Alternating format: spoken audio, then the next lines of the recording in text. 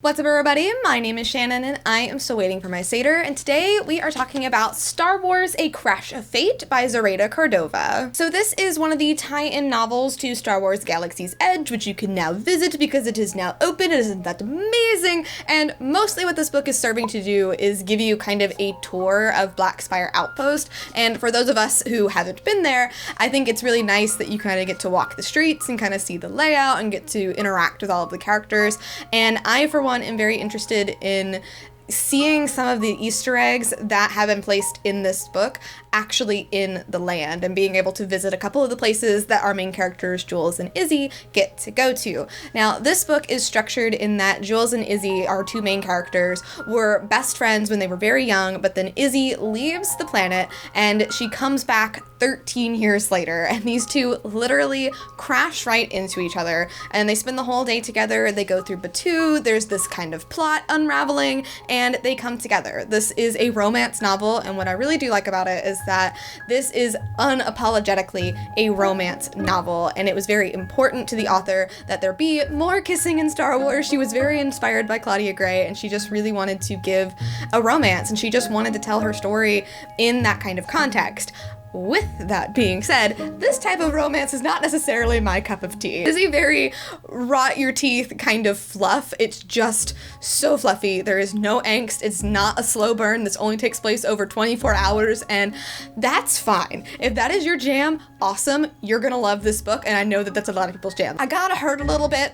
We gotta have a little bit of pain. I even said that when I was reading the book. I was like, is it too much to ask for this book to hurt me? I need a little bit of pain. So because of that, I got about halfway through and I was really enjoying it, and then it kind of started to slow down and drag for me, just because that kind of romance doesn't really hold my attention very well. That is not why I'm giving this book such a low score. I am giving this book a C+, because I feel like when it comes to the way that the story is structured, that's where this book really starts to suffer. Now, telling a very fluffy romance story and going on this like day-long tour of, you know, Galaxy's Edge is totally fine. If that's the type of story you want to tell, that is totally fine. Go for it. And that is what like the first 150 pages of this book are.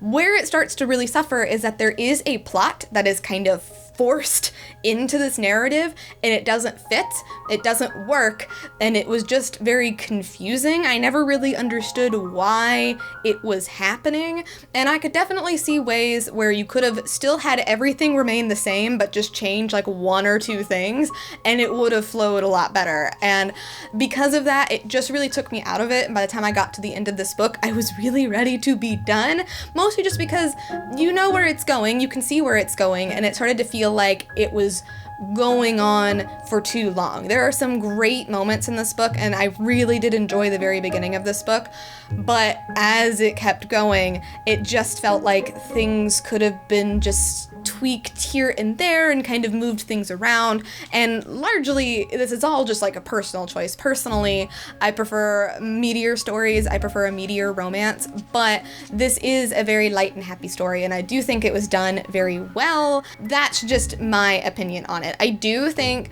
that this being an advertisement for Galaxy's Edge is why it got away, like the plot kind of got away from it, because there is a lot of like product placement here. And again, that's fine, and it didn't bother me until this plot was forced into it. Forcing it together in this way just didn't really work for me. So I am giving this book a C+. I actually would recommend reading it. I do think it's really fun, and I do think that Star Wars needs more stories like this. I think we need more light, happy romance stories. I do think we need more girly, feminine stories, because that's something that Star Wars is always lacking. So I do like that this book was unapologetically just trying to be that, and just trying to tell the story of these two characters coming back together. And I did really like Izzy and Jules. I wouldn't mind seeing more from them in the future, maybe even in a Resistance type of setting. If they could come into the show in any way, that would be really, really cool.